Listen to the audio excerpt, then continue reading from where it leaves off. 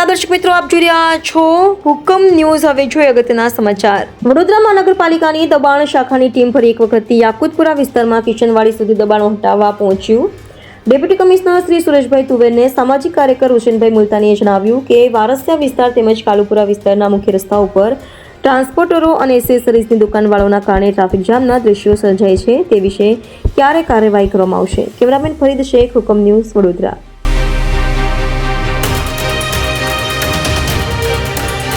આ ward number 6ના Yakutpura રોડથી અડાણીયા પુલ પાસેનો વિસ્તાર છે। ત્યાં મોટા પ્રમાણમાં ગેરેજવાળાઓ જૂના વાહનો વગેરે મૂકીને દબાણ કરતા હોય છે, ગંદકી કરતા હોય છે। તે દબાણો હટાવવાની અને પેનલ્ટી કરવાની કામગીરી અત્યારે ચાલુ રહી છે। વિસ્તારમાં છે સર? અહીંયા કુતરાવાડીથી માંડીને યાકુતપુરા થઈને અડાણીયા પુલ સુધીનો વિસ્તાર છે, તેના તમામ દબાણો આજરોજ દૂર કરવામાં આવેલા છે। દબાણ સાથે કામગીરી ચાલી રહી છે, એના વિશે તમે શું કહેવા? દબાણ શાખાની જે રીતની કામગીરી ચાલી રહી છે, તો વડોદરા શહેરના અડાણીયા પુલથી લઈને કિશનવાડી સુધીના દબાણો હટાવવાનો ઝુંબેશ ચાલી રહી છે, જેમાં ડેપ્યુટી કમિશનર સુરેશભાઈ તુવેર દ્વારા આ મુહિમ ઉઠાવવામાં આવી છે। પરંતુ મારે દબાણ શાખાની ટીમ, દબાણ શાખાના અધિકારીઓ તથા સરકારને તથા મ્યુનિસિપલ કમિશનર સાહેબને એટલું જ જણાવવાનું કે વારે ઘડીએ ખાલી અડાણીયા પુલથી કિશનવાડી વચ્ચેના જ તમને દબાણો દેખાવામાં આવે છે। વારસિયા વિસ્તારના અંદર તમે જઈને જોઈ લો, અડધા રસ્તા ઉપર દબાણો છે, ત્યાં કેમ એમને દેખાવામાં નથી આવતું? વારે ઘડીએ આ જ દબાણો અહીંયા ગાડીથી ઉઠાવવામાં આવે। તમે વડોદરા શહેરમાં ઘણી બધી જગ્યા પર આ દબાણો છે, સરકારને શું, સરકારના અધિકારીઓ ખાલી અહીંયા ગાડીની દબાણોને સફાઈ કરવા માટેનો પગાર ચૂકવવામાં આવી રહ્યો છે? પ્રજાને કોઈ તમે એ રીતનો વ્યવહાર કે વેપાર કરવા માટેનો કોઈ તમે એવી રીતે કોઈ મુહિમ ઉઠાવી છે કે તે લોકો ધંધો કરી શકે, બિઝનેસ કરી શકે? વારે ઘડીએ આ એક જ વિસ્તારમાંથી દબાણોનો સફાયો કરવામાં આવી રહ્યો છે, તે નિંદનીય બાબત છે। સુરેશભાઈ તુવેરને અમે જ્યારે જાણકારી આપી તો કે ના, બધા અહીંયા ગાડીથી બધા દબાણો ઉઠાવવાના, તો દબાણો ઉઠાવો, અમે ના નથી કહેતા, અને વડોદરા શહેરને પૂરેપૂરું સ્માર્ટ સિટી બનાવો। ચારે બાજુના દબાણો હોય છે તો તમારા જે સત્તાધારી પાર્ટીના અધિકારીઓ દ્વારા તેમને જાણ કરે કે અહીંથી નહીં ઉઠાવવાનું, અહીંથી નહીં ઉઠાવવાનું, તો ત્યાંથી તમે લોકો ઉઠાવતા નથી, તો કેમ આ વાલાદોલાની નીતિ કરવામાં આવી રહી છે?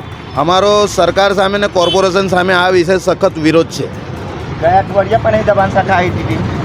વર્ષના અંદર 10 થી 12 વખત દબાણ શાખાની ટીમો અહીંયા આગળ આવે છે। મને લાગે છે કે સરકારને જે પ્રજા ટેક્સ ચૂકવી રહી છે કે અહીંથી જ એમનો પગાર વસૂલ કરવામાં આવે છે એવું લાગી રહ્યું છે। જે રોડ રસ્તાઓ ત્યાં આ રોડ રસ્તો તમારા મોટામાં મોટો રસ્તો છે, કેમ આના વચ્ચે તમે ડિવાઈડર નથી નાખતા? ડિવાઈડર નાખો તો બે બાજુ આવવા જવાનો રસ્તો બની જાય, તો રસ્તાના ઉપર જે બી દબાણો થતા હોય તે પણ ના થાય। તો ડિવાઈડર તમે વચ્ચે નાખો ને। ડિવાઈડરની બી કમ્પ્લેનો કરેલી છે, અરજી કરેલી છે, પાસ બી થાય છે ડિવાઈડરો, કેમ કામગીરી કરવામાં નથી આવતી ને પ્રજાને હેરાન કરવામાં આવી રહી છે? આ એક નિંદનીય બાબત કહેવાય ને ખોટી વાત કહેવાય। ડેપ્યુટી કમિશનર સુરેશભાઈને બી આ વિષયને ખાસ ધ્યાન દોરું છું કે વારે ઘડીએ આ વિસ્તારના અંદરનો દબાણનો સફાયો કરો છો તો વડોદરા શહેરમાં પણ દબાણોનો સફાયો પૂરેપૂરો વારે ઘડીએ જે યાકુતપુરાનું દબાણ શાખામાં એ બધું રસ લે છે, એટલે એના વિશે તમે શું કહેવા માંગશો? યાકુતપુરામાં જેવું મલાઈ મળતી હોય ને એવું લાગે છે એ લોકોને, કંઈ આગળ કોઈ મલાઈ હોય, ઘી હોય, એટલે શુદ્ધ થવા માટેની અહીંયા આગળ એમને આ બધું દેખાઈ રહ્યું છે। પણ ખરેખર અમે કહીએ છીએ કે વડોદરા સ્માર્ટ સિટી અમને જોઈએ છે, નથી જોઈતી એમ નહીં, પણ તમે લોકો એક જ બાજુ દબાણોનો સફાયો કરશો, બધી બાજુ તમે કરો ને। અમે તો ખુશ છે કે વડોદરા શહેર ચોખ્ખું થાય, રસ્તા પહોળા થાય, રસ્તાઓની વચ્ચે મોટા રસ્તા હોય તેમના વચ્ચે ડિવાઈડર નાખો, કેમ નાખવા મને ત્યાં એના વિશે કેમ કાર્યવાહી કરતા નથી તમે લોકો? એટલે આ એમના વિશે તમે શું કહેવા માંગશો આવેદનમાં? બસ કમિશનર સાહેબને એટલું જ કહીશ ને કલેક્ટર સાહેબને બી આ જ રજૂઆત કરું છું કે આ વિષય ઉપર ધ્યાન દોરે ને પબ્લિકને જે આ રીતે ખોટી રીતે હેરાન કરવામાં આવે છે। વારે ઘડીએ આ જ વિસ્તારમાં અડાણીયા પુલથી કિશનવાડીનો જ રસ્તો ખાલી દેખાય છે, પણ બીજા બધા રસ્તા નથી દેખાતા જ્યાં દબાણો છે। તો કમિશનર સાહેબને કહું છું કે વડોદરા શહેરની પૂરેપૂરી મુહિમ ઉઠાવે અને તરત જ વડોદરા શહેરને સ્માર્ટ સિટીના અંડરમાં લે, એ રીતની અમારી રજૂઆત છે। આપનો પરિચય? સામાજિક કાર્યકર હુસેનભાઈ મુલતાની।